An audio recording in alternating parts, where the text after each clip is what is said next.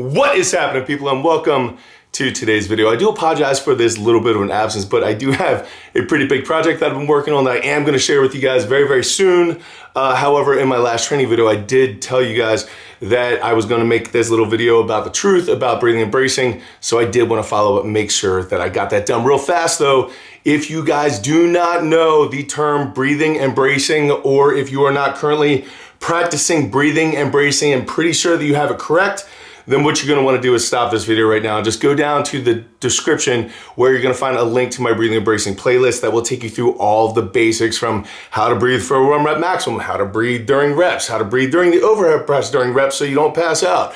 And even there is a walkthrough where I take a small group of people through a seminar where it's like 20 minutes long. I actually walk them through exactly how to breathe and brace. So if you don't know how to do it, you can watch that, walk through, and trust me, by the end, you're gonna have at least some better idea of what is going on. Now, for all the rest of you, a lot of you know me as the breathing and bracing guy. That's the reason why you're here, because you've seen some breathing and bracing video of mine. Probably most people have seen the one from like 8 years ago where I was the first guy to come up with like using a soda can as an analogy for what your torso is. That's been ripped off by much larger channels now. Videos where I talk about diaphragmatic breathing and 360-degree type of compression. So putting air into your obliques and putting air into your lower back. Stuff like crocodile breathing. If you guys don't know these terms and they're not like part of your training like psyche when you're doing stuff, then make sure that you go to that playlist, because breathing and bracing is the #1 most important thing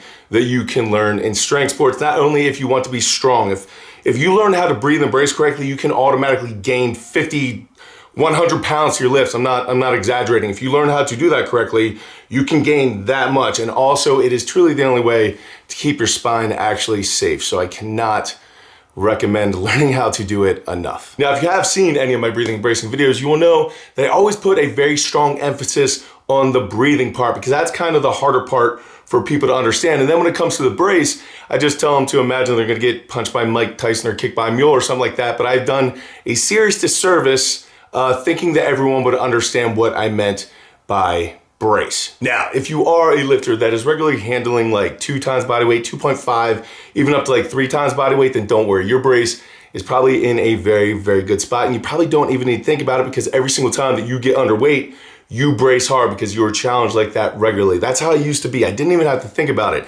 If you have a 1,000-pound yoke on your back, trust me, you get under a 600-pound squat, you are going to be bracing hard enough to handle that. However, in the past couple of years, due to injuries as well as just different focuses, I haven't really had strength that much on my mind. Now, quick little side, I am doing physical therapy now for my shoulder. My Achilles seems completely fine. So I am doing physical therapy for my shoulder. As soon as that is healthy, I'm going to go back after some pretty big strength goals that I want to hit by the time I am 43 in May. So definitely be watching out for that. But if you're not handling like extremely heavy weights, then the truth about breathing and bracing is that you will breathe exactly correctly. You will do everything perfectly there, but you're only gonna brace as hard as you need to. And the reason why is because each and every single one of us ends up being lazy or losing focus or just getting complacent and thinking it's only 200 pounds. I only need to push this hard for 200 pounds. That's why a lot of times people get hurt in their warm-ups, is because they're just not focused in the same way they are on like a 1 rep maximum. This is exactly why sometimes you go in the gym for squat day or multiple squat days and you're like, why does the bar feel 1,000 times heavier than it is supposed to? And it literally has to do, if it's not a programming thing and it's not a technique thing, then it's your brace. Because truth is, your legs are going to push absolutely anything that your core is going to stabilize. So the reason why this all came up is because on a recent squat day, on my last training video, you can see it all, but I'm working up doing pause squats, and I hit 135, 225, 315, 405, 455, 500. And the crazy part was, my 455 set actually felt lighter than my 315 set. And the whole reason why I changed absolutely nothing else other than my brace, because I got done 315. 315, I put it on my back and I'm like, I do not know why 315 feels like 600 pounds. And I did it and it felt weak and shaky. And I'm like, what is my problem? And I was like, man, something that I always used to say, and I've said on many of my squat videos and breathing bracing videos, is that the squat is a core exercise. It is not a leg exercise. As long as you can stabilize with your core and your trunk and hold position, your legs will push whatever you put on your back. That's why there's guys who can leg press 2,000 pounds, but can't squat 500 pounds because they got little weak cores. Anyway, I refocused for my 405 set, which pretty much meant just brace harder. Don't focus on your other cues for this one. Make sure you're locked in a good position, but then just focus on your brace and see what happens. And 405 just flew up. So I was like, I hope that wasn't just a fluke. So I threw 455 on, which is usually a deciding weight for me. Most people have deciding weights as you're moving up about how the day's gonna go. So I put 455 on, and I literally was bracing so hard that I was shaking. And then I descended, right? And the weights just flew. So I was like, the entire point of the squat day was to get 500 for hopefully a very shaky single.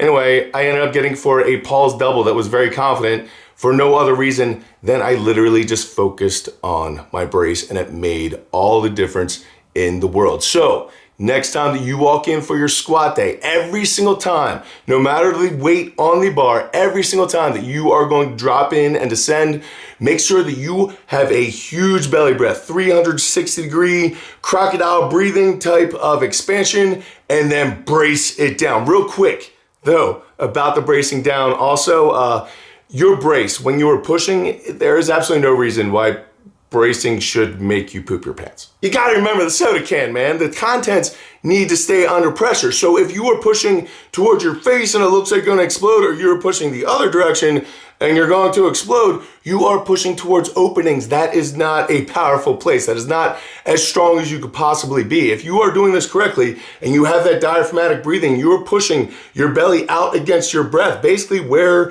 your belly is hitting that belt is where all that air should be being forced. It should not be going down. It should not be going up. It should be filling that 360-degree crocodile breathing type of thing. Again, there is a follow-along workshop in the description that a lot of you would find really, really helpful if you just did that. Anyway, on your next squat day, make sure that you do not poop your pants, but do make sure that you are bracing super, super hard. Do not think about your legs. Don't think about anything else. Make sure that you're getting in good position, but when you drop in, just focus on your torso and your trunk and everything staying as tight and as perfect as possible. Trust me, your legs will take care of yourself. Just let me know in the comment section down below if this didn't help a ton in your squats and everything just felt better. You can apply the same thing to your deadlifts, to your bench, to your overhead press. It matters in everything, because if you have a big, expanded, strong core, then you are stronger in every single position, and your spine is also a lot safer.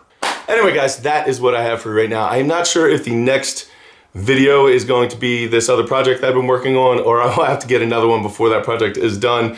But I'm excited to share that with you guys. So until I catch up with you, go out something amazing with your lives, keep working hard, please be nice to each other, and I'll see you then.